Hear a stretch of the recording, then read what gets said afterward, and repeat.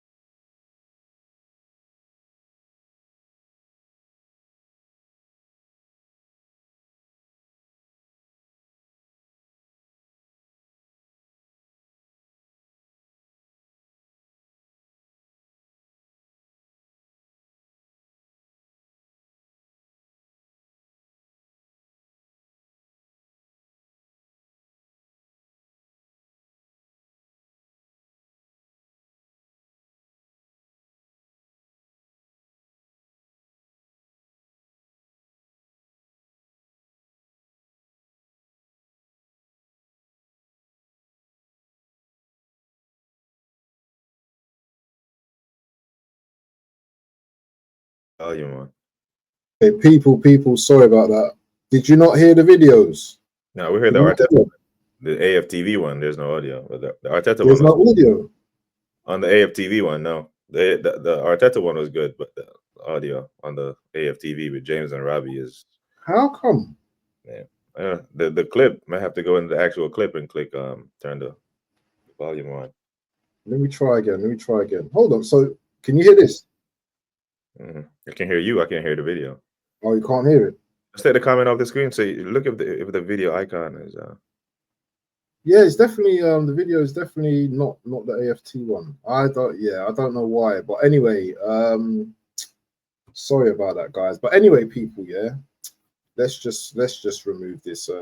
Hopefully, welcome to a new show called Five Guns. Obviously, there's no 5 guns here. There's 2 guns today. Today we're going to look at Arteta and his tactics, and we're going to discuss Arteta's tactics. What that AFT video, actually, you know what, let's mind my manners. Big up to the chat first and foremost, and everyone that's joining today. Make sure you slap the like button. Make sure you subscribe if you're new to the channel. And hopefully we're going to do this hopefully every Sunday if we can, depending on who's available and who's not available. But yeah, what I was going to say is I was comparing 2 videos together, and I'm sorry, I don't know why that video didn't work. Why wouldn't it work? Do you think they've got some kind of... No. I'll try it again. Let me try it. I'll open another window. Let me try another window and see. Tell me if you guys can hear. Can you hear that? Can you hear it? No. Can you hear it? No, I can't hear you. I can't hear the video still. Same as last. You can't hear it? Okay. What about if I add it to stage now? Tell me if you can hear anything here. Can you hear anything? Can you hear it? No, click the actual speaker and see if the volume is turned down. Or you can drag it up. No, the volume's turned up, man. Look, It is? the volume's up. Can you hear it? Mm-mm. I can't hear it. Anything? Nah, they have hacked Okay. us. Okay. So basically, I wanted to compare both videos. So in the first video, you can see that Arteta was very active. And this is going 2 years back, where everything was tactical about him. He wanted to change this, he wanted to do that. Even his school route, he was saying, sometimes I do this, sometimes I do that. And then AFT video literally actually goes it goes against that, because we've not shown any tactics. And this is what what's that guy's name? That guy James. Who? James and Robbie. James B and Robbie. Yeah. I got it up on my screen. You wanna try sharing it? You wanna see if I can share screen? Yeah. Should I send it to you? I don't know. No, I have it up. I have it up on my extension here. Yeah, bring it up if you can bring it up. Let me see if we can share screen. It's from about 2 minutes 45. Sorry guys, man. Some technical issues. 2:45. We'll get through it. Yeah, 2:45. Right, Pay it to about 4:30. To pay it to about 4:30 or something. See if that works. Shout out to the chat as well, man. Big up everyone. Yeah, big up to Godfrey. I see Godfrey in the building. We see you, bro. Okay. It doesn't have to be dead on 2:45, but can you see my screen now? I can't see the screen. Maybe my screen's a little bit delayed. I don't know. I can see. Do you want me to add it to stage? Yeah. Yeah, there you go. Okay. No, I can't hear it. I can't hear it. I can. Yeah, I can't hear it. I can't hear it. No, we can't hear it. Can you hear it? Can you hear it, guys? They've got some kind of, I don't know, on their audio. They've got some kind of thing on their audio. Yeah, I can't hear it. I definitely can't hear it. Can you hear me? Yeah, I can't hear it. Anyway, don't worry about that. I'll summarize it anyway. I'll summarize what James was talking about anyway. So literally, James was talking about we didn't really use any tactics. We had Havertz on the pitch. He didn't really do much. We were talking about the Tottenham game and the Newcastle game, by the way. Yeah. He wanted to see Gyokeres, and he hasn't seen the use. He hasn't seen no new tactics, basically. He hasn't seen any changes. So I was just literally putting the two videos together. There you had the old Arteta that was enthusiastic and, you know, willing to try different things. But now you have the rigid, more, can I say stubborn? Oh, yeah. Very stubborn. Very not flexible. And someone said this the other day. Arteta doesn't want to win. He wants to win in his own way. And I understand that concept. Do you understand that concept? Yeah. That yes, he probably wants to win, but he wants to win in his way and his way only. Yep. So today, I just want to you know, obviously the title is Tactics or Melodramatics. There's a few things I want to talk about today with BBK, because let's take away the signings for a moment. Yeah, obviously we're gonna get onto the signings, but wasn't Tottenham a very good opportunity to start maybe Gyokeres, who's looking? I'm gonna say this to you, BBK. Do you feel that Gyokeres looks a bit top heavy at the moment? He looks a bit big. Serious question. I don't know. And he looks off of it. Yeah, he looks. Wow. But he hasn't played football. you can train all you want to, right? You can do all the self-training with your trainer all you want to, right? When you're starting to feel contact on the pitches, it's different. And I see why he didn't start him and gave him 13 minutes. I think it's more important that he starts him in London against Villarreal on Wednesday. But I don't think he looked top heavy as it affects his play. I think he's in great shape, but he looks off the pace of the game at the minute, which is understandable still, because it's not like he was training with Sporting for the past 3-4 weeks when we were haggling over the contract. But he does look off of it, not gonna lie. He looks off of it, off the pace, a step slow. That could be because he's top heavy, you know?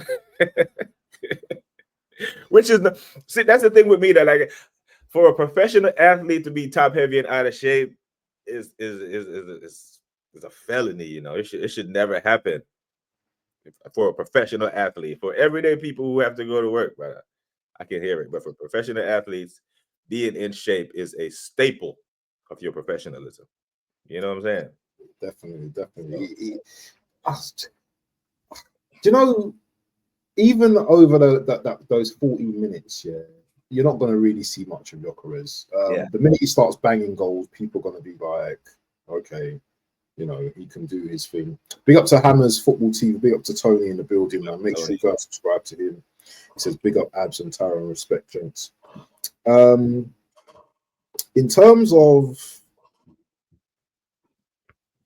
let's just be real, yeah. Let's just call a spade a spade. Let's just be absolutely real, yeah.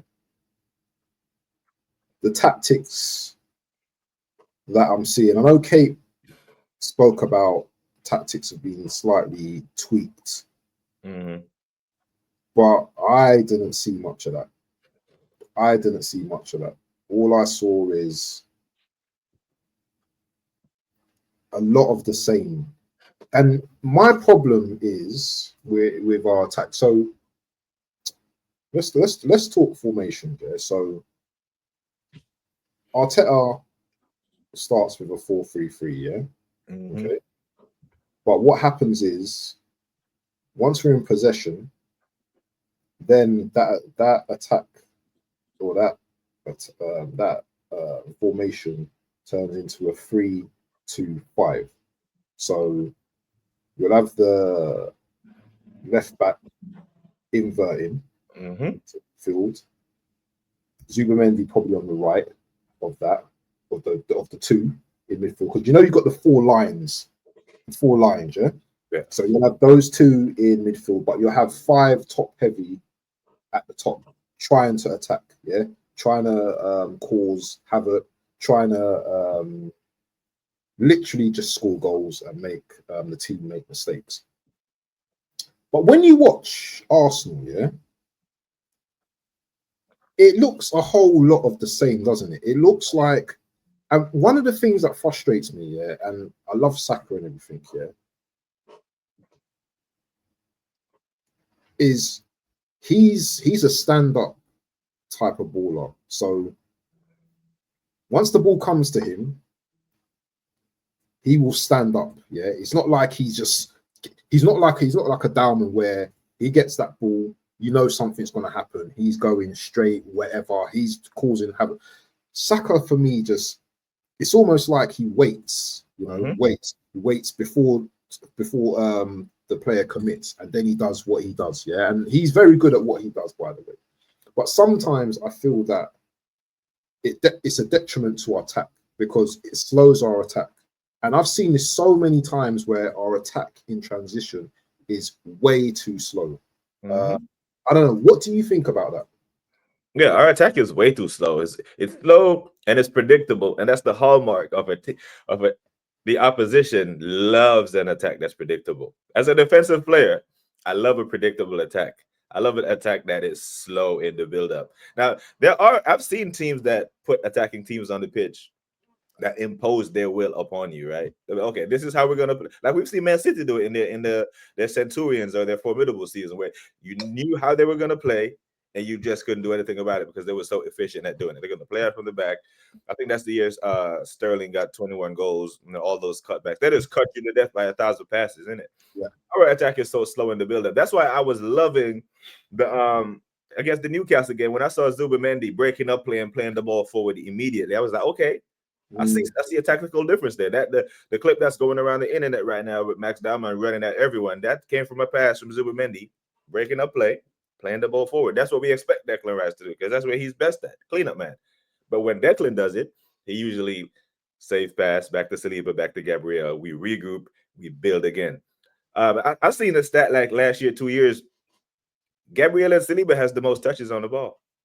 They have the most touches because the ball goes back to them. They pass it to one another, back. They usually sprays a pass forward. Our Zubimendi, our formation that you speak of, where you say it's a 3-5-2. If we go into a 4, Zubimendi and Rice sits.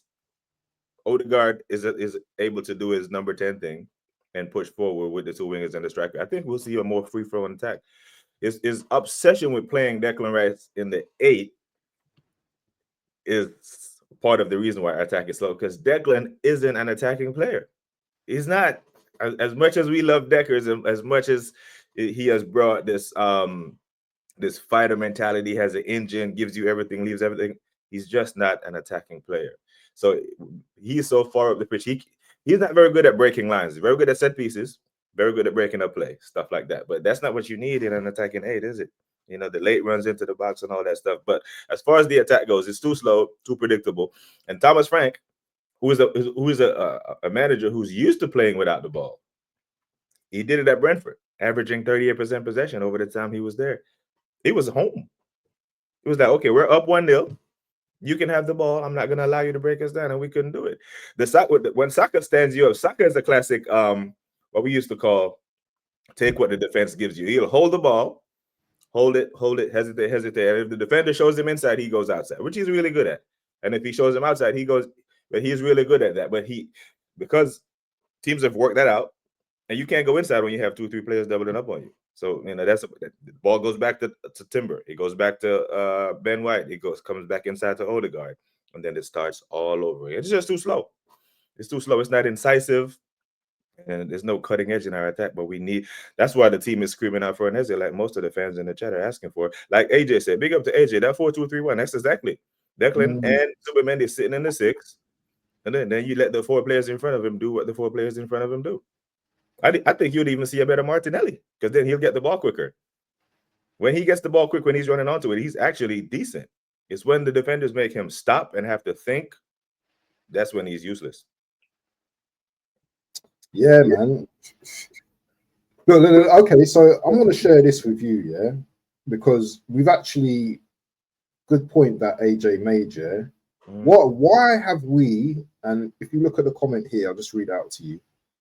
The seamless transition between systems. Arteta has moved beyond the constraints of a rigid 4-2-3-1, gradually evolving the team into a more flexible 4-3-3 structure.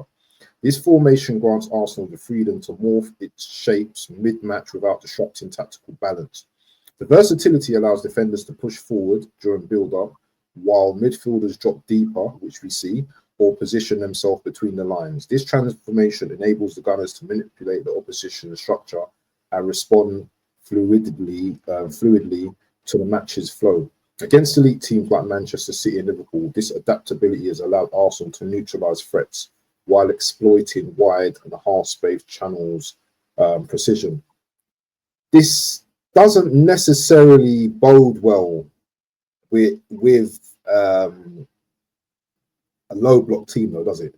That the 4-3-3 structure. Yeah, but the thing with that comment that I disagree with is that we don't exploit the wide spaces. Teams gives us the wide spaces. They allow us to put the ball out wide because that's where the danger is. There's no danger with Kai Havertz. There's no danger. We have no strikers, so they know the danger is wide, specifically on the right-hand side. So they neutralize our threat on the right-hand side. So I completely disagree that we exploit wide spaces. That's what we need to do. That's why the fan base and everyone who's played football is screaming out for an upgrade on the left wing, because then we would be able to exploit. Because now we have Zubimendi who can make that diagonal switch, and Odegaard is good at a diagonal ball as well. But our attack is so one-sided because we don't have to exploit those white spaces. I completely disagree with that. Do you think then, Tyrone, that it's more, and this is just a question here. Do you think it's more the tactics and the manager or the players? What's your opinion? Oh, it's the manager. The players want to play. I think the players want to play. The players want to cook. Like if I'm Declan Rice and I'm good at cleaning up, I want to clean up. You know what I'm saying? If I'm Saka and I want to put Robinson on his ass, I want to cut in, I want to do that. The players want to play. The players want to be on a highlight reel. They want to be in memes. These are young guys. They're on the internet. They're in the social spaces.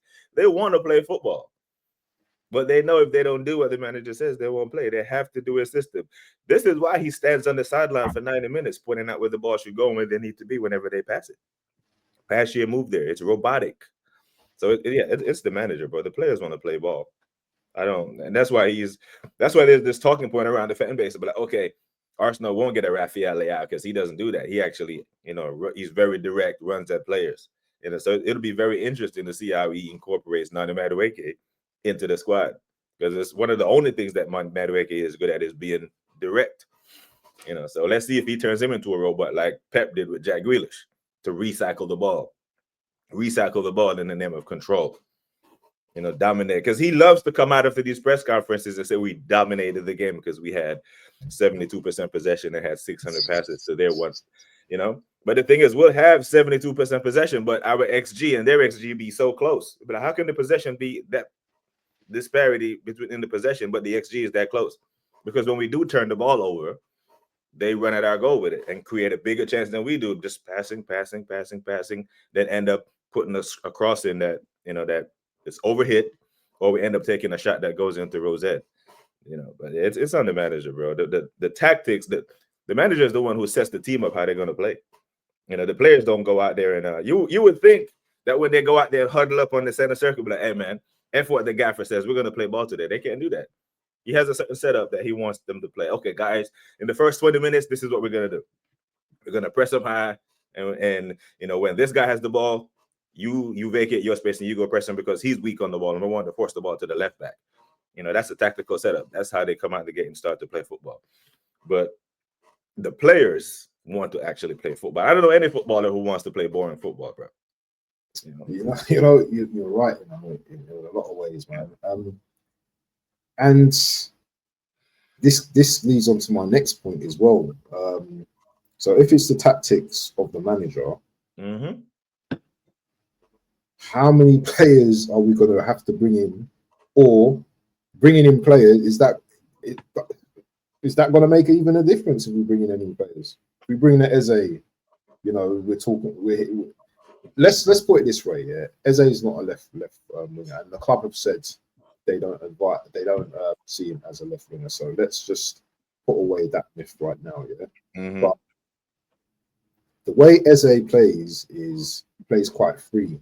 If you watch him play, he's very creative. In this Arteta system, and big up to AFC always. I don't know where he is, but usually he's mentioned yesterday. In this Arteta system, are we literally preparing a player like Eze if he comes to Arsenal? Are we preparing him to fail in this system? Oh man, that's a great question.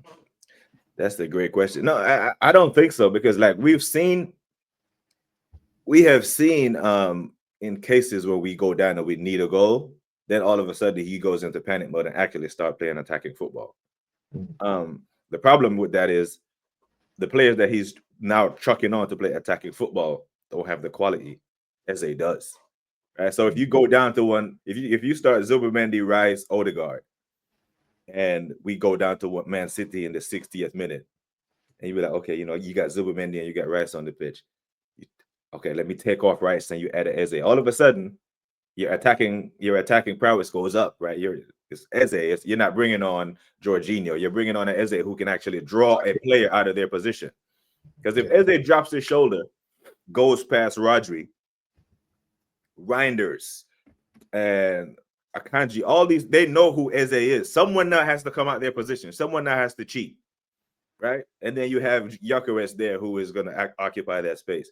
But if it's two defensive players and all the creative impetus is placed on Odegaard, and we're down 1-0, we need a goal, it doesn't happen. But Eze comes to the team. He adds a certain thing to the squad that we don't have, you know. And if you're on the pitch in the 78th minute with tired legs and you see Eze coming on, you'll be like, oh shit, man. You know, now you have to really lock in because this guy is dangerous and he can hurt you in so many different ways. You know, he can hurt you with a pass, can drag you out of position, and he's got a goal in him, a banger too. See, you see the points that you've made. Yeah, I agree 100%. The point that I don't agree with is that I don't believe that Eze should be coming on. I think he should be starting games. I do. I think he's much more creative than a lot of players in this team. And it's all good, like him playing 70 minutes and then coming off. That's fine. He's not had a great game. But I think we need him from the start now. We've seen enough of Arsenal already. We've seen enough of these players. Yeah, this guy needs to start for us. Yeah. So the reason why I said come off the bench is because he's not an Arsenal player right now. If Eze was signed on June 1st and he was training and did a preseason, I'm saying he's starting. But there's no scenario I see him coming in and starting. Say we sign Eze next week or the week after. I don't see him starting until 3-4 games in, if that. You know, he's not benching Declan. He's not benching Zubimendi. That's his marquee signing. You know, most people are saying that Gyokeres is a marquee sign. I think really, really, really, you know, Zubimendi's been announced since January. Yeah. So, you know, it was well known that he was coming to the club. Did Waffle Don just kick himself out the stream? Waffle Don just kicked himself out the stream. But big up to the chat still. Yeah, I don't think Eze signs right away. Now, I'm of the opinion, chat, that we don't get Eze. But should we do get an Eze, I don't think he starts right away. I think we're looking at Eze starting for Arsenal maybe maybe September, October at best, if we sign him. And that's a big if, because he has to be embedded in. Our system is very complex, very complicated. Hence why our manager doesn't trust the players to play it. He has to dictate play from the sideline. So Eze will need time to learn all that stuff. So I don't see him starting most games, especially not right away. Serious. That's a problem for me. Yeah. That's a problem for me. Our starting midfield would be Rice, Odegaard, Zubimendi. Yeah. Unless he's going to start him left wing. Unless he's going to start him on left wing. But that's not where Eze does his best work. But naturally, if he started in left wing, isn't Eze going to naturally invert? He will, but I tell you what, even if we do start Eze left wing, I think he's an upgrade on Trossard or Martinelli on the left side. I just think that's not where he does best. I think out there you'll see him give you 6-7 performances. In the 10, I see he can give you 8-9s, and that's what we need. You know, like I can see us peppering teams' goals with Eze in the 10, peppering them. Absolute peppering him. You know, the balls that he can play through for a Gyokeres and just his creative abilities, man. We'll be peppering teams. We'll be peppering teams. Absolute peppering teams. Sorry. Now, when you're a baller, man, like when you're a baller, you've played ball. Big up to Igal for the raid. He's raided us, yeah? Yeah, I think I just see the flash that said Igal raid. Yeah, when you're a baller, man, and you're playing football, there's nothing more than you love than someone who is on your level. You know, when you're Bakaya socket and you cut in and you see Eze, you know, you see a Gyokeres, that's what you need. You don't want to see a damn, you know, a Havertz and a Jorginho. You know, you ballers want to play with ballers, man. You know, so I really get excited when I think about the Eze signing. I just think I'm working myself up for a letdown, bro. I don't think it's happening, man. I really don't think it's happening. Do you think that we're overthinking stuff right now? Because we've spoken about the tactics, the 4-3-3, converted into a 3-2-5. We've spoken about, you know, Arteta's rigid style of play. But do you think like we're kind of overthinking? Because in the Newcastle game, we won that game, and there weren't too many people screaming about, you know, the players in that game. There weren't too much criticism about players in that game. Are we being a bit melodramatic right now because we lost to Spurs, and you know what? It was, yes, it was a friendly, but we don't see it as a friendly. But do you think we're being a bit melodramatic because we might play against Villarreal tomorrow or whenever we play them, Wednesday, and we might see absolute baller display? But we want to see that, don't we? I don't think were we that great against Newcastle still. I think Max Diamond was the shining light that walked away from the Newcastle game. I don't think we were great against Newcastle. You know, the Moreno finish was great. I don't think we're particularly great against Newcastle. I think we will be better against Villarreal at the Emirates on Wednesday. But yeah, the Tottenham tax, it's real. We don't like losing to them, man. Especially when the way they scored, and then we had most of the ball and couldn't break them down. There is Tottenham tax attached to that. I'm not gonna lie, but yeah, that's expected, isn't it? It's Tottenham. You know, they've been trolling us all summer long. They won a trophy. Then man, didn't they parade past our stadium with the damn trophy? Yeah. It's the Tottenham tax is real there. Yeah, we never want to lose to them, man, isn't it? But let me tell you something about Tottenham. I watched them today against Newcastle. Yeah, Thomas Frank, and I don't want to compliment Spurs that much, but Thomas Frank, he's conjuring up an army. Spurs. I'm not saying they're going to go into the season, but they're going to be very hard to break down and very hard to beat. They're very physical now, and they move the ball very quickly. It's almost like they're a kind of like thing of us, but obviously certain players. Do you know what? Some of their players are just as good as our players, I think. But they're going to be very hard to beat next season. I don't see that as an easy game next season. Yeah, it's going to be a very tough game, and this is another reason why, you know, with the Eze thing, and I get upset, and you know, I talk to Cav and Tony and all these men to tell me that we're getting Eze. Even Godfrey, I think Godfrey told me that we're getting Eze, right? So I'm gonna hold you to that, Godfrey. Like today, what happened in the Tottenham and Newcastle game with their number 10? Maddison. What happened? Maddison got hurt, cried. So now they might need a number 10. Eze is available. Oh, I didn't even clock that. These are the things that I think about, my brother. This is what I'm saying. So Arsenal thinks that the football landscape just sit around and wait on us to do what we're doing. Like, this is what happens when you drag your feet. Injuries happen to other players. This domino may fall. That domino may fall. Right? No one, like Ekitike didn't have going to Liverpool in his plans this summer. But the opportunity presented itself when Isak said he wasn't going there, or when Newcastle said he wasn't for sale. So Liverpool moved on and went and got him. I mean, they're still going to get Isak, but these are the dynamics that happen in the transfer window that can affect teams. Like the Tottenham boardroom can literally be sitting in their boardroom right now and be like, okay, let's go get Isak before Arsenal get him because we can't depend on Maddison for he's another injury. It's a London club. They got Champions League. They're good in PSR. They signed Kudus. Now they've got the money. They've got that money because they went to get Morgan with that money. They do have the money. So you could see a midfield of Sar, Kudus, and Eze. That's better than ours. Controversial, whatever, but it's better. It would be better. What about their front line? Is it better than ours? Their front line is who? Solanke. Nah, yeah, our front line is better. They got Solanke, Kudus. Yeah. And who's the other one? It's Tell and Brennan Johnson and Richard. Yeah. I think our front line is better, but their midfield was cooked. You know. So Bayern has already been linked with Eze. Now Tottenham could be informed because Maddison can't be trusted, bro. He's always injured. So I'm a bit concerned about that. You know, now you've mentioned that because I thought, Maddison's injured now, but Eze would be the perfect replacement to get right now. Yeah. Now go on. And he's like.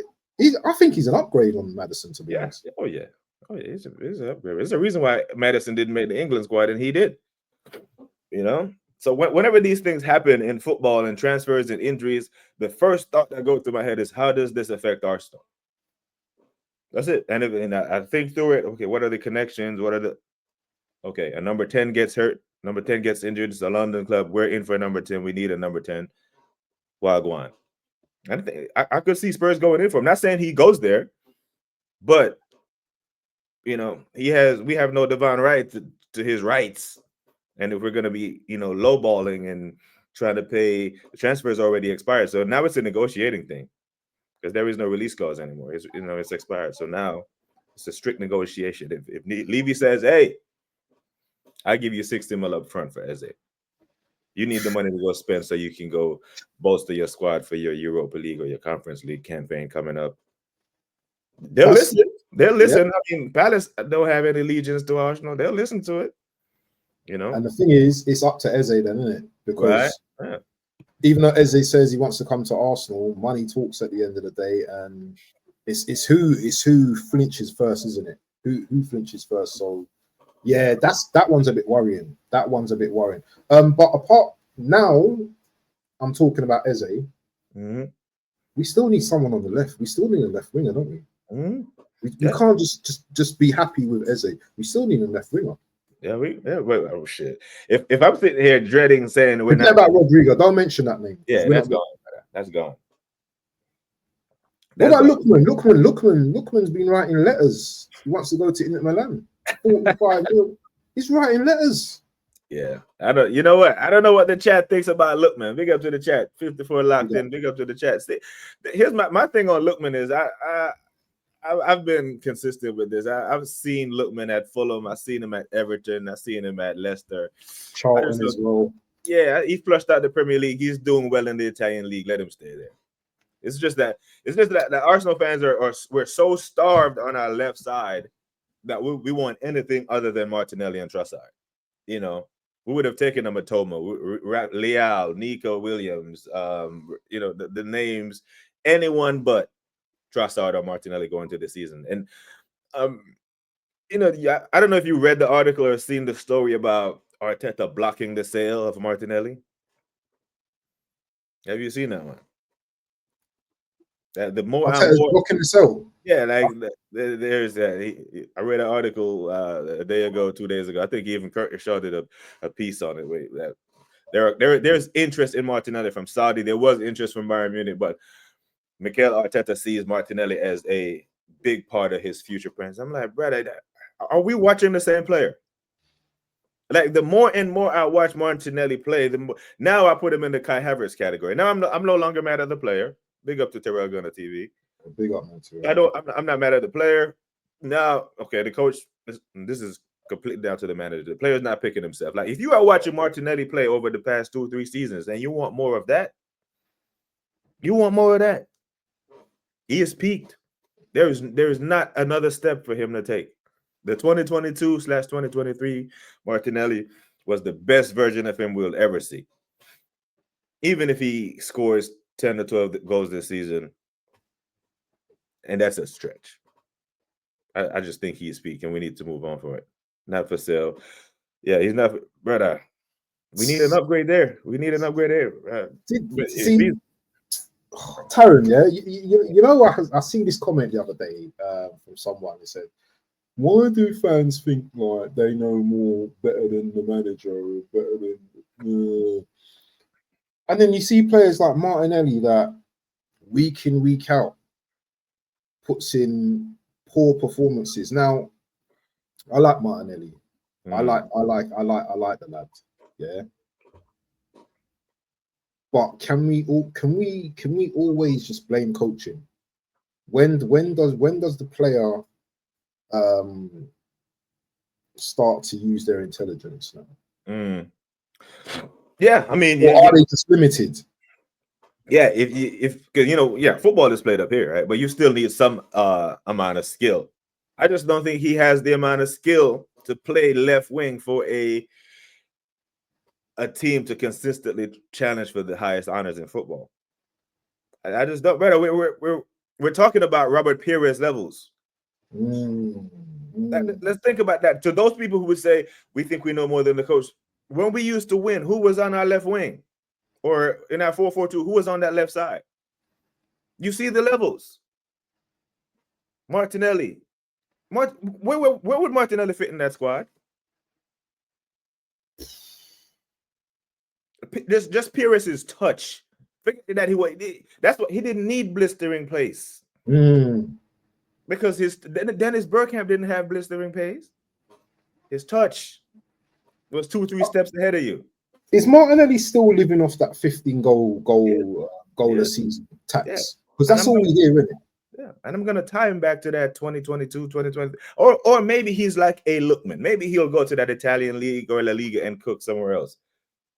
But he's had that season that you had in 22, 23. You're supposed to kick on from that. He's regressing.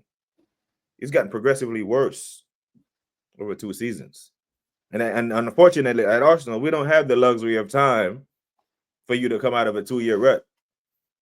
You know, we need an upgrade. Everyone who see the weaknesses in our team know that we need an upgrade on that left-hand side. But he's not going anywhere, so okay, keep him. And on August 31st, when we go to Anfield and they triple up on Saka and force the ball to that side, and he just keeps dribbling out of bounds and just spamming in crosses that finds no one, then those people, then they won't be here in the chat to answer for it. They will then come on board and be like, yeah, now I'm done with Martinelli. But brother, we saw this. Now it's another season wasted. You know what I'm saying? You have to predict some of these things. You know, there's a reason why people collect data, you know. You know, you collect data to prevent future mistakes. You know, like you look at his output and it's just not good enough for the future of Arsenal Football Club. On to like the future in terms of, let's just talk about the Man United game in isolation, just that one game, yeah? Are you confident? Are you confident about that game? They won't beat us. Us 3 points. They won't beat us. So, you know, like you go into most football matches, there's 3 possible results, right? You can win, you can lose, and you can draw. Well, that result, we're not losing. We're not losing that game. There's only 2 results. So you should see. A confident Taron would say we're winning that game. No, I'm not. But you said we're not losing that game, so that means are we setting up not to lose and not to win either? That game got 1-1 written all over it. Oh, yeah, it does. It does. It does have 1-1 written all over it. So there's only 2. Either we win or we draw. We're not losing though. They don't beat us. I don't. You know, we're difficult to beat. You know, as much as you know, I'm toxic and negative and on that side of the fence. How are you? You know, but this team has lost 15 Premier League games over the past 3 seasons combined. We're hard to beat. You know, just for context of the chat, Man United lost 18 games last year. We've lost 15 over the past 3 seasons. We're hard to beat. Was we hard to beat the other day against Tottenham?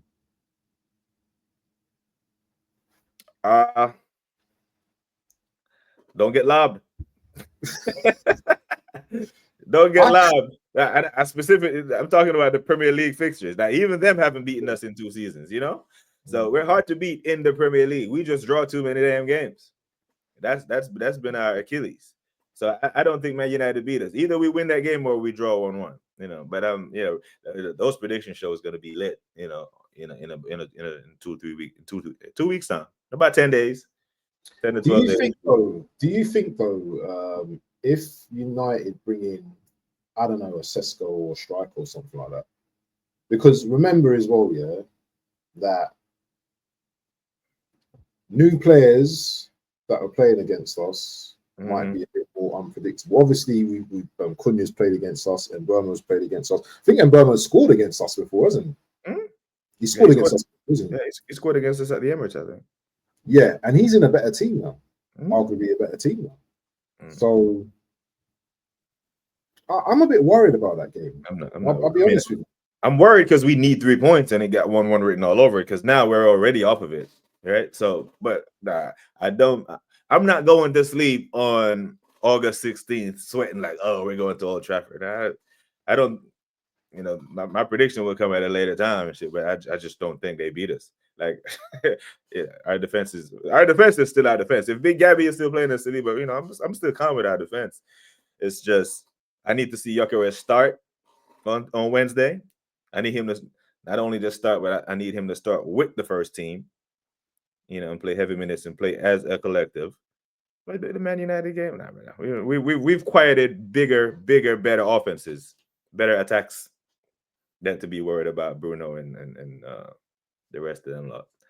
Big up to Beans and Toast. Big up to AJ. Eldon. Listen, I'm gonna go through the comments, people. Yeah, but at the end of the day, we have to try and get through the show as well. I'm gonna go through the comments, so don't worry about that, people. Yeah. I was thinking the other day, and probably a lot of people are saying this as well. Yeah, I think we still need another number 9. As crazy as it sounds, I still think we need a number 9. I don't think Kai Havertz is a good enough backup. I really don't. Yeah, I mean, I'd agree with you. Now, when you look at, we talked about quality depth. If you really look at our team, like right back is the only position we have quality depth. Yeah. Between Timber and Timber. Yeah. Everywhere else, there's a drop off. Everywhere else, unless we say we had a manager who sees Declan Rice as a 6, and we could actually play, the 4-2-3-1, or a 4-3-3. Because if Eze comes into the team, then I'm looking at an attacking 4-3-3. I want to see Eze in the 10, Odegaard left A, because Arteta seems to like a left-footed left A. You okay, play Odegaard there. He's better than Xhaka. Right? He can pass the ball better than Xhaka. He's faster, quicker. He leads the press and all that stuff. Then we played our best football that year with Xhaka playing your left 8. So a 4-3-3 with Eze in the 10, Odegaard on the left, and Zubimendi and or Rice. I'm calm. But as far as your point about we needing another striker, yeah, but that's as far away than we getting Rodrigo right now. Because he still sees Havertz as his man, as his guy. So if Havertz stays healthy and can give us 20 games. This question here, man. Yeah. Is it realistic to be getting angry at the end of the season with no trophies if no one thinks we're good enough to win a trophy right now? I think that's a great question. No, but that's the thing, boy, Dio. That's the thing. I don't agree, because I think we are good enough to win a trophy right now. I wouldn't be angry at Arteta if I thought the team was shit. If I thought the team was shit, I'll come on and be like, okay, the team is not good, bro. That's just this is another top 4 year. But this team is good enough to win something. We're better than Crystal Palace. They won we're better than Newcastle. Yeah, but is it good enough to win the Premier League or Champions League? He said to win a trophy. Oh, okay. He didn't say the Premier League. You know what I'm saying? He said a trophy. I think this team is good enough to win something. And with a midfield of Odegaard, Rice, and Partey, and a front line of Saka, Martinelli, and Havertz, you brought the Premier League to the last day in 23-24. So the team is good enough to win something.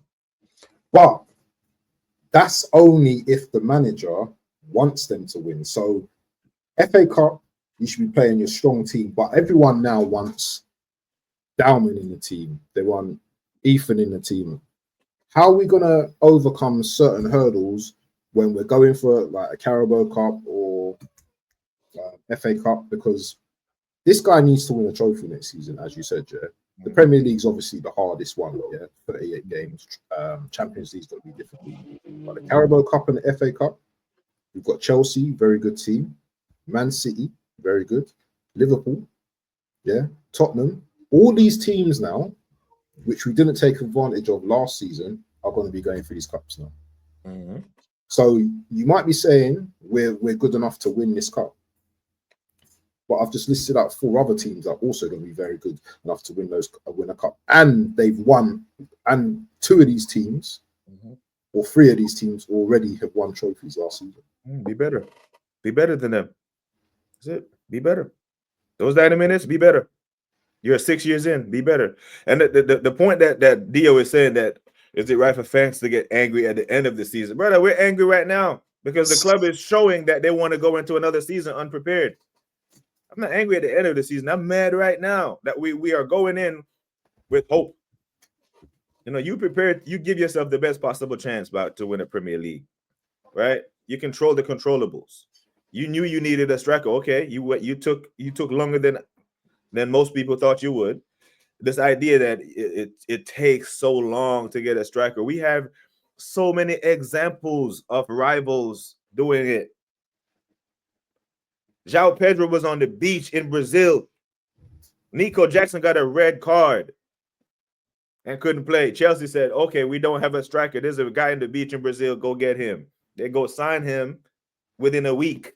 He plays for them in the semifinal, scores 2 goals, fires them in the final, scores in the final. Only Arsenal takes forever to do these deals, and then we call it negotiation and all this, but every other team finds a way. Be better.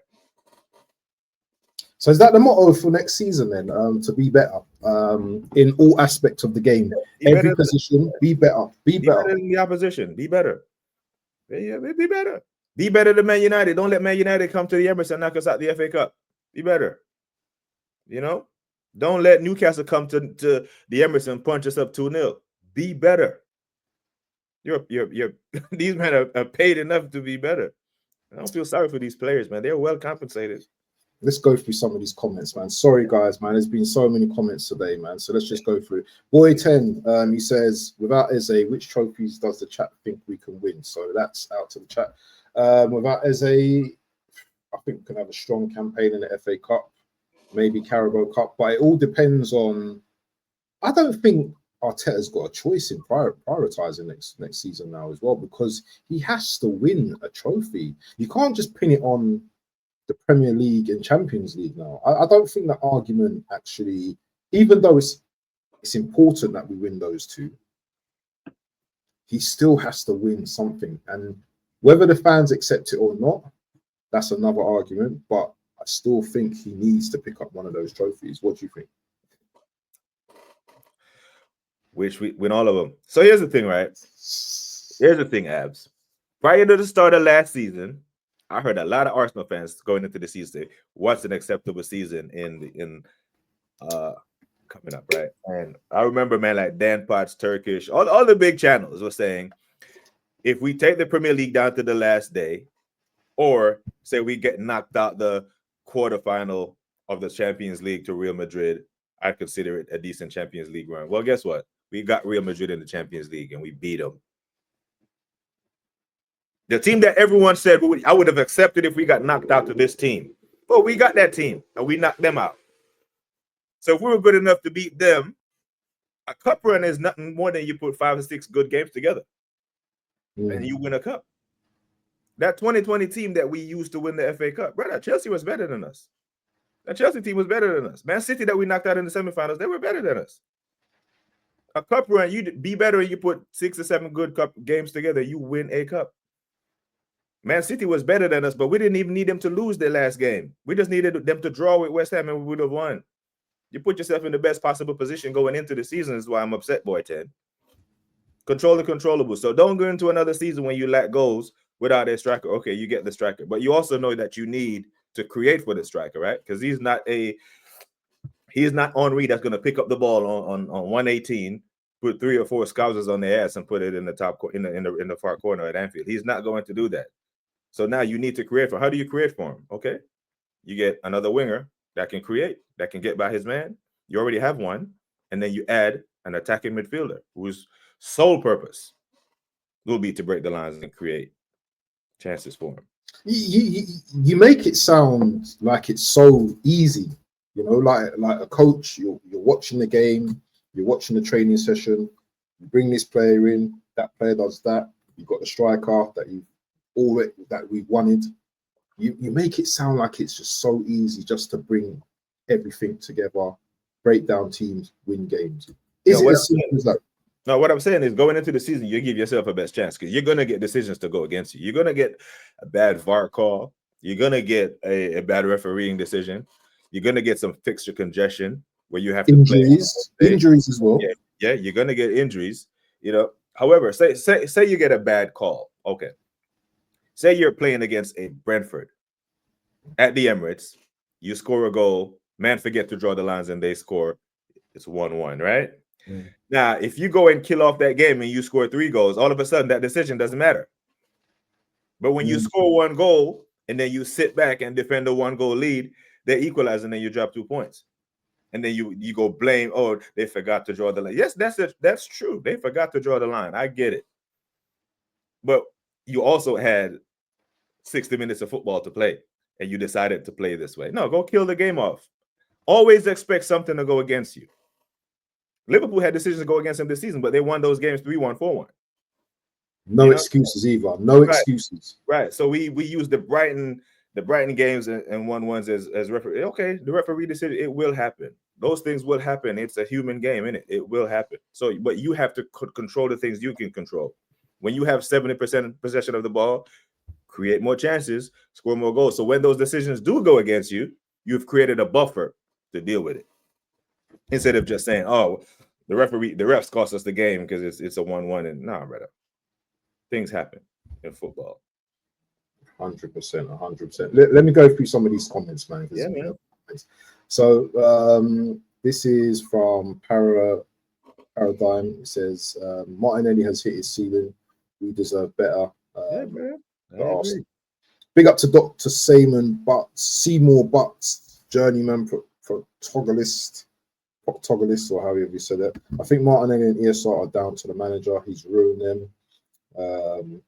Boy 10 says Martinelli would be good in a team of attackers that draw attention. Funny enough, he would be a great player at Bayern, although I think Musiala has to be fit to get the best version of Bayern Nelly. Dr. Seymour says Boy 10 should at least be winning the cups. Don't think Champions League and Prem are in reach, but I don't think the cups are anywhere near enough. Sheldon Johnson says we simply don't do well against Man United. Yeah, we this is another thing as well. Yeah, those things that you mentioned, mentality as well. We go to Old Trafford like we have a complex. Like Manchester seems to be like even though they could be at their worst, it seems to be an uphill thing with them. You know, last year I think we beat them 1-0 or something like just 1-0. I would like to go to Man United and actually batter them. That's why we want to see Gyokeres start in the next game. Havertz has had a couple of games now. He's not looked great. Yeah. We know what Havertz can do. We don't know what Gyokeres can do. So come on, just take the handbrake off Arteta and give us what we want. Give us what we want. You said Havertz hasn't looked great, brother. He's looked worse. I didn't know that he could look worse. You know, worst for the worst, my people's comes first. Yeah, was already bad. Then he's like, how does he look worse than last year? My God, and it's not like the manager is giving him minutes trying to play him into form to get something out of him. And even he has to be thinking, okay, I have to give up on this because there's no way. There is no way we're competing. If man going to have Isak and Ekitike, and man going to have Marmoush and Haaland, you know, we're going to need more than Havertz. You know, so Gyokeres has some weight on his shoulders, you know, because he's got a lot. He's got the thing is, I'm going to go through the comments in a bit. Gyokeres has a lot of weight, and we can see the weight already because he's looking big already. Yeah. But the thing is with Gyokeres, yeah, these rival fans want to see he can't touch the ground. He's not touching the ground. They don't want to see him touching the ground. They want to see him banging. Yeah. They want to see him banging goals. Yeah. They've already onto it, man. I've seen right after the game, people came into my chat talking about Ghost Perez. I'm like, brother, he played 13 minutes, you know. And he runs like chunks and all that. Disrespect. 13 minutes. Caught him. Disrespect. Calm it down. But anyway, let me go through the comments. Theo, because Arteta has wasted 6 years of winnable League Cups and FA Cups and 3 winnable Prems as well, of course, I'm angry at that. Big up to AJ in the building. Theo, even with Eze, we are winning nothing if Arteta gets the full season. Interesting. This is gonna be a long season. I think it is gonna be a long season, man. Big up to everyone in the building. Big up to bro. Huh? It's the same 38 games, man, bro. yeah. But you know what, bro, man? That first game, if we lose, is gonna feel like 100 games to go. Right. It's not gonna. I can imagine. Can you remember last season? Bruno scored that free kick.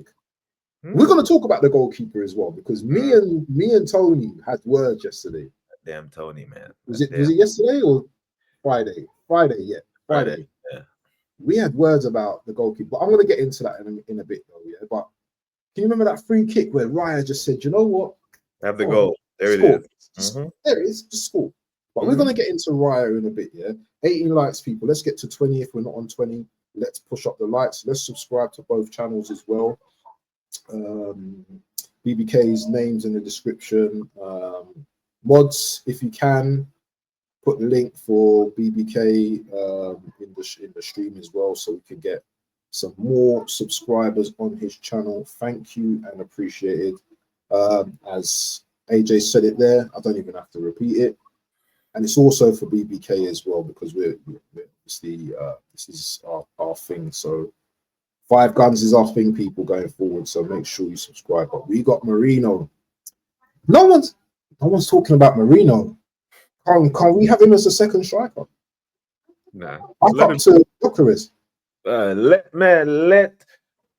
Let Marino play where he plays best. Have you seen him finish? His finishing is just. His finishing is great, but Mikel Marino can be leading in the line for Arsenal Football Club in phase 6, phase 7, or year 10. No. Not no second striker. Not no. He is a midfielder. You know, let him. Is he a midfielder though? Because the way he plays in midfield, you might as well just put him at the back as a centre back. Yeah, he can't move. Yeah, he's slow, but you know, like typically Spanish midfielders aren't really quick. You know, Sergio Busquets is one of the best midfielders we've ever seen. That boy's slower than you know. When you have the tech, you know, you have the tech. You know, so yeah, get him as. I love when he runs into the box and he's finishing inside the box is better than Collins. Yeah, you know. So big up to the Southern Gooner in the chat. Big up, Matty. Big up, bro. Big up, man. We're gonna. Hey, I haven't heard from Southern Gooner for a while, man. But I'm gonna get to it. Taron, bro, how can I get your contact info? Hey, just send me a message on Instagram, brother. Bbksports 23 on Instagram. I will respond to you today, ASAP. Yeah, man. Big up, man. Big up. Yeah, man. Okay. Let's go through the chat, yeah, because we've got a few more things to go through. Won't be long. As soon as we realize it's going to be unfruitful takeaways, the emotion. Just wait for next season. And if you haven't watched the start of this video, yeah. We ran a video of Arteta 2 years ago, and he was.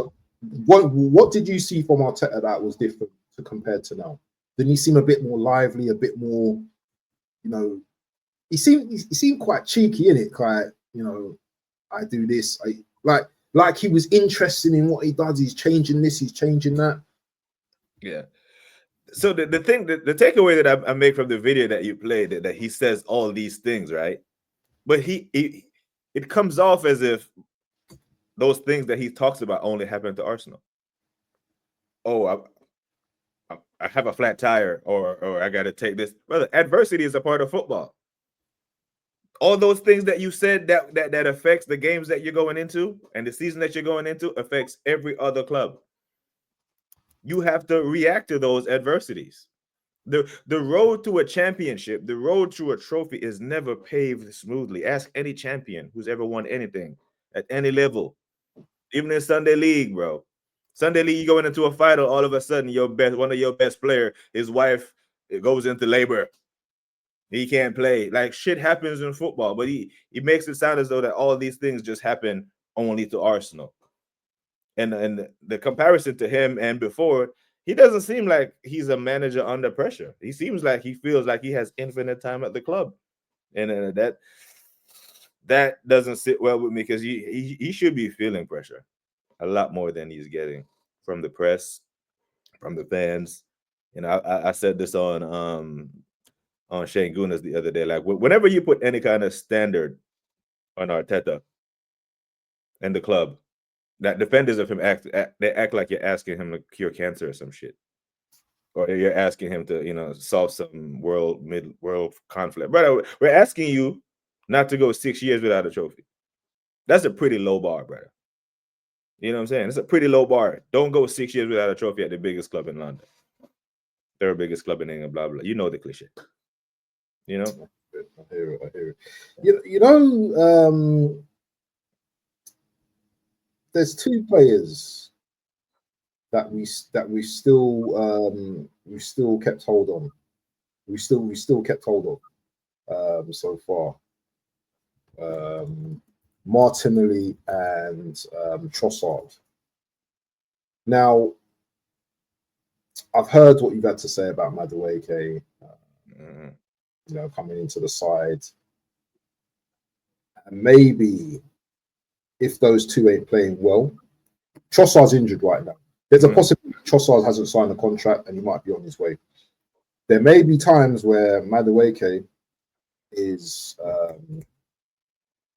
comes and plays on the left. Now we've seen your stat already that you've always showed out that he's terrible on the left. Yeah. Do you have a concern about that? Yeah. Because he's playing for Arsenal now, Taron. Yeah, he's not playing for Chelsea no more. So we're going to be slightly different in terms of our attack. Our attack. Do you still have a concern about that? Because wouldn't it be nicer to see what he has rather than Martinelli? Because Madueke is not going to have his head down running. He's going to be trying different things. I would have thought. But what's your take on it? Yeah, he didn't have his head down when he was doing it at Chelsea, and he didn't produce. His head was wide up the whole time. He looks very good with the ball at his feet. Very concerned about it. He was there, and he did. So my biggest concern, Waffle Don, is that if you're gonna go for an upgrade on your left wing, you don't go for an if. It's an if, because he's primarily a right winger. He's a left-footed right winger who inverts at Chelsea. Couldn't cook there, so they put Neto over there, and he came in and out for Sancho or Nkunku on the left-hand side. But if you want to upgrade on Martinelli, you go get a proven left winger who's shown you that they've played the position at a high level, because that's what we require. We require high output on our left-hand side. We're being carried by our right-hand side in our defense. Essentially, that's what Arsenal Football Club is. Everything comes down the right, and we're very hard to beat and very hard to break down. So go get a winger who's proven that they can do it. Madueke is the if. On the right-hand side where he is best, he mustered up 7 Premier League goals. Martinelli scored 8. Martinelli scored 8 Premier League goals last year. We universally agree he had a shit season. So I don't understand how Arsenal fans can say Madueke is going to do this when on his best wing, in a team that with creative players, he produced less than Martinelli, but we want to get rid of Martinelli, so it's not an upgrade by any metric. By any measure, it's not an upgrade. Just because he looks good dribbling with the ball doesn't impress me. You're a professional footballer. I dare you know how to dribble. You know, one of the biggest things for me, and I'm going to go to this comment as well from Boy Dio as well. If we're going to win the league, then Rice can't be the 8. I 100% agree with this. I think Zubi and Rice should alternate or play as a 2. I don't think both of those two on the pitch. I want to see both of those two on the pitch because I don't like Declan in that 8 position, bro. I don't like it. Yeah. Because he's so scared to lose, especially like the big games. Like when we go to Anfield, that's what you're gonna see. It's gonna be Declan and Zubimendi. I would like to see him experiment more attacking when we play teams who we know we're gonna have 67 to 75% possession of the ball. Like if we're at home against Sunderland, you don't need 2 defensive players in the midfield, right? And so those are the games that I want to see Ethan and Max Diamond get a run out. Those are the games that you give Declan rest or Zubimendi rest rotation for 38 games, 8 league phase Champions League games. These are the games that you have to make sure that those guys get rest, you know? But I've always said Declan does his best work in front of the back 4, not in the 8. But Arteta, he sees them going further up. And in the 2023-2024 season, he did play, well in that 8. But, we had Thomas Partey was the best 6 at the club. So, I mean, I get it. but then you replace Partey with Zubimendi, and then now what do you do with Rice? This is the problem he's created for himself, playing Declan Rice in the 8 and not getting an actual 8. I think he should play Odegaard more in the 8 and then play Eze or an actual 10 in the 10. Play players in their actual positions. I mean, who knew? It's important that we get Eze now, isn't it? We have to get this guy over the line now. Yeah, I think if we don't get him, it goes without saying we're not giving ourselves the best chance to win major honors. Yeah, let's go through the comments, man. Because boy, people are just commenting. Hold on, this is one of the 5 guns in the building, Mr. Tony Claude Gunner. Today. But he's one of the 5, yeah, he's one of the 5. So big up to Tony Claude Gunner, and I'm sure in the next few weeks, because I know he does his refereeing, he's busy sometimes on Sundays, but hopefully we will see him, every now and again. He's very much part of the team, the 5 guns team, and yeah, hopefully you guys, and Tony he doesn't mess about. So big up to Tony Claude Gunner in the building, and if you haven't subscribed to him already, make sure you hit that subscribe button, people. 38 people still in the chat, people. Yeah, thank you for the engagement, people. It's been amazing, our first 5 gun show. I really appreciate it. Obviously, I appreciate you, BBK, every time. Yeah, Let's go for the comments. Big up to Tony. Big up. Man said he's angry right now. Dio doesn't mess about. I'll tell you, after 10 games, if we win in the league, might take 6. No, 10 games, too early. We're over 20 years on the spin, not having won the league and bottled it 5 times since. Of course, we are angry. Dio, what did you say in the season? Arteta bottled it at 93%. I think Dio's trying to I don't think he's trying to say why you guys are angry. I think he's just logically, it's hold on. If we don't expect Arsenal to win the league, why are we so angry about it? That's what he's saying, isn't it? Which I can understand, but there's something called emotion and there's something called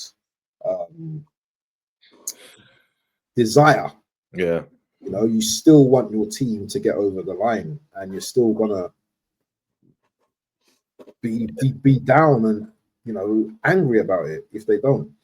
That he failed, but he failed that season when he wouldn't start, and Ketia let Jesus get injured. AJ, lower your expectations, save yourself, says Shaden. Spurs are some goofy metaphysical reason, but Nketiah had to get a hat-trick in 22-23 for us to win the league. Arteta skipped on all opportunities to let that happen. Then I don't think either the cup saving club needs to win a trophy. He needs to win a major to save his hide. We've spoken on this already, haven't we? We know what he needs to do. The cups are to lift the fan base, because that gives us a little bit of time. We won't be getting, you haven't won a cup in 5 years. Look at Spurs. They won their first cup in how many years? 17 years. And look at them now. Chelsea won the club World Cup, and look at them now. Chest is just massive.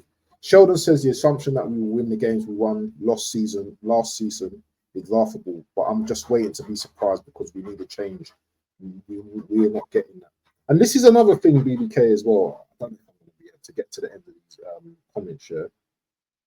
A new season brings new challenges. So last season, how we played last season doesn't necessarily translate to next season. We're already seeing that Gabriel, he's injured. No one knows what Gabriel is. So if we don't start with Gabriel at the start of the season now, and it's maybe Kivior wants to go, even though we see Mosquera and he looks half decent, he's untested in the Premier League game. So we've also got challenges ahead of us, very big challenges ahead of us. But so the thing with the cups, just to touch back on the cups, say we had won the FA Cup or the EFL Cup doing one of our title challenges, I think that experience of actually touching the cup, actually winning something, may have pushed these guys on to give a little more towards the end of the title run. Right? That's what winning does, right? But this coming from Sheldon, that the assumption that we will win the games that we lost season, because that's the thing, right? Man, that damn Cape. I hope he's watching that, because there's the thing. Arsenal fans like to do this, so we're trying to put hopium in. That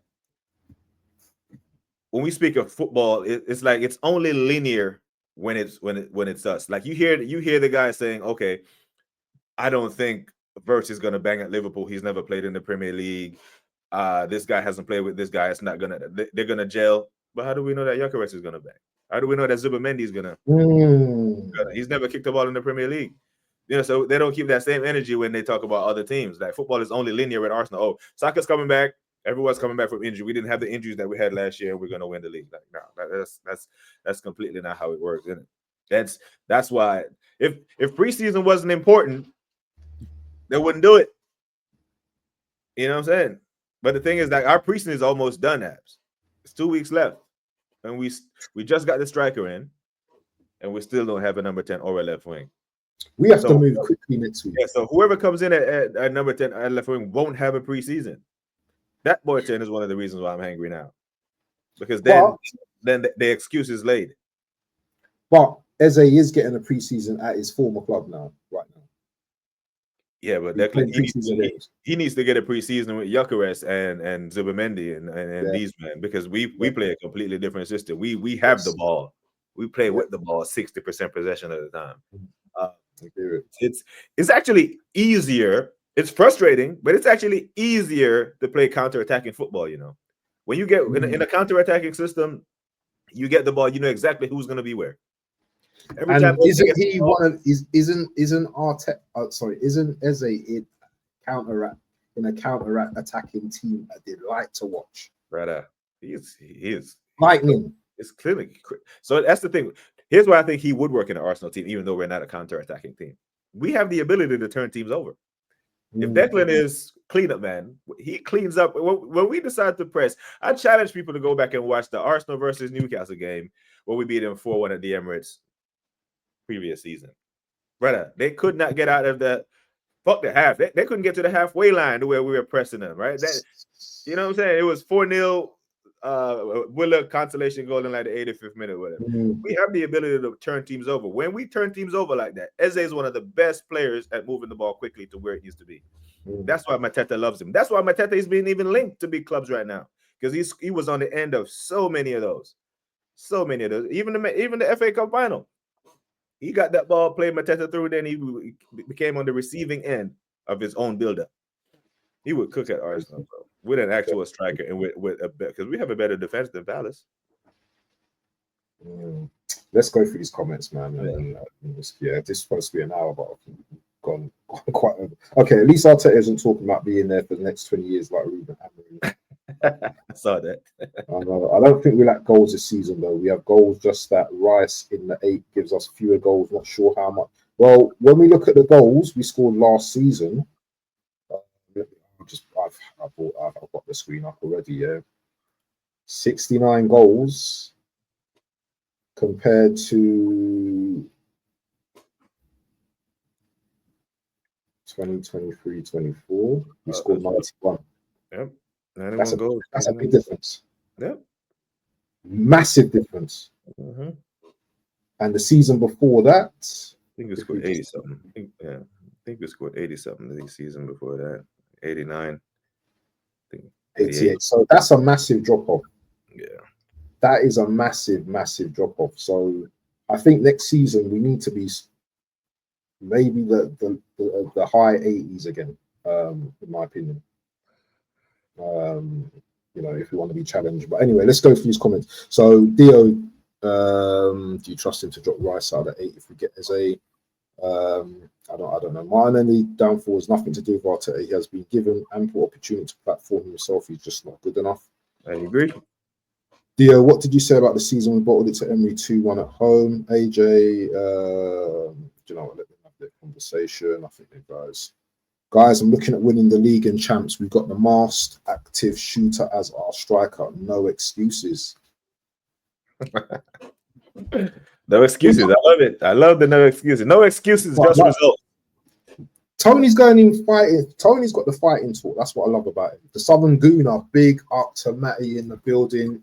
He's going to be part of the Five Guns now as well. Big up to Matty. Southern Gooner says, and make sure you go and subscribe to Matty as well. Big up, Matty. Yeah. Big up to the brothers in the chat. He'll be gone by November. I'm watching Spurs and Frank has them sorted out. Top 4 ain't the given this season. I'm telling you, Spurs look good today, and I don't like saying Spurs look organised. They're going to give us an issue next season. If they bring in a couple more players, attacking players, who knows what they do. Wall Marino is booty cheeks in midfield. Big up Matty. There's the Matty's link as well if you guys want to subscribe. Big up Matty every time. Matty's getting love. Been working at Arsenal trying not to pay the money a club wants for the player. I don't. Okay, he's not got social. Seymour Bus, just go to my page and shoot me an email, man. My email is on my page at Bbksports. Yeah, just shoot me an email, man, and I'll reply to you. Big up to Dr. Seymour Butts. Our brother Southern Goon has been so busy with work, he will squeeze out time when due by the Lord's grace 100%. Big up Matty. 22 likes, people. Let's get to 25 today, people, yeah? Let's get to 25. And listen, if you haven't liked the stream, please like it. If you haven't subbed to both channels, both BBK, Taron, then subscribe to the channels, please. I think Zubamendi more likely to bang. They're not, though. Zubamendi looks like a player to me. He looks like a very good player. Defensively, I don't know about that, but going, progressing the ball and stuff, I think we might have a good player on our hands. What do you think? Yeah, I think Zubamendi is a good teammate. Here's my thing, Abs. He's part of the Five Guns as well. Yeah, look at Craigie go pop up in the chat at 1 hour and 22 minutes. Look at it. Yeah, he's working it. He was working in it. So he's got a yellow card this time, isn't it? He's got a yellow card. He's got a yellow card. But yeah, I think Zuby will be okay. Here's the thing, man. I want us to. We talk about we have the best defense in the Premier League. Okay, best defense. I want us to use the best defense in the Premier League as a license to go use our attack, because we know we can defend. You know, so let's go score 2 goals. 1 goal, not safe lead against anything. These are the 20 best teams in the English pyramid for a reason, right? So anyone can hurt you on any given day. I want us to be able to use our best defense as a license. We know we can stop you from scoring, but can you stop us? Right? Use our attack to go punish off teams and finish off games. Too many games were close last season, man.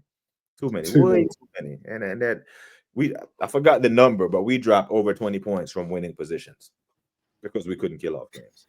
We didn't lose the league by 20 points. So we lost the league from position of leading, which annoys me to another level. 100%. You got anything coming up, T, before we go our separate ways? Yeah, the boys that I play ball with, man, they want to do a stream because it's early over here on my side, so I might go back on later. But yeah, it'd be too late for UK time. But yeah, I might do like a pre-record or something. But it's back to tomorrow, my regular because I go back to work tomorrow still. Oh, right. Okay. Yeah, my convalescent leave is over. So, tomorrow the face will be cleanly shaved and the uniform goes back. And I go back. How's the leg? Is the leg healing though? Is the leg healing okay? Yeah, I'm doing my therapy. I think I can go like, I want to say almost 90% motion. I still can. Okay. Yeah. So next time you're on the pitch, I don't want to hear no slander of anything. Yeah, just play your game. No pitch until 2026 for me. Yeah. Wow, man. Do you think that Arteta will still be in the job by the time you're back on the pitch?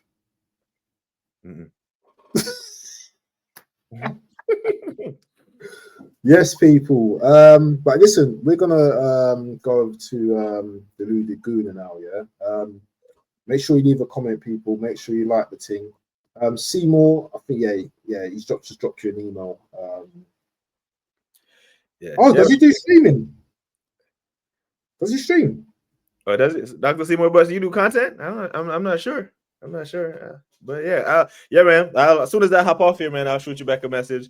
It is 11:30 a.m. my time right now, so I'll take a It's break. 11:30. Wow, it's 7:30 in the evening. Yeah, Here, man. I'm 8 hours behind you, man. That's why I can't catch your early morning streams. I have to hit them on the watchback. So that's why I'll be leaving comments in the You know what cracked me up Yeah. the other day? Yeah? You know what made me laugh the other day? Yeah? This is a funny one. Just before we jump off, you sent me the link for our stream on Fridays, yeah. Mm, And like, you know where I do the share thing tomorrow, Yeah. and stuff. Yeah, I must have locked in, yeah. But I seen you. It's almost like a ghost just walked past the room. So you must have just done what you've done, and it was all dark, and you walked past. I was like, okay, it's just because it was Oh, you morning logged into the time. studio. You came into the Yeah, studio. I wanted So to obviously quit the stream because obviously I wanted to just do it before my day started. Oh, okay. I just see like a shadow just walk past the screen. I was like, what? Do you know what I mean? But Yeah, Tony says, we talk of that defense so highly, but when a different knock from Madrid comes again, Saliba might down to. That's going to be a conversation for another day. And we didn't get to talk about David Raya today, but we'll save that for another time, people. Yeah. But anyway, people, listen. I need a tagline for. No, let's use your tagline because your tagline is the best. Like I always say, people, take care of yourselves and each other. Until next time, we are gone.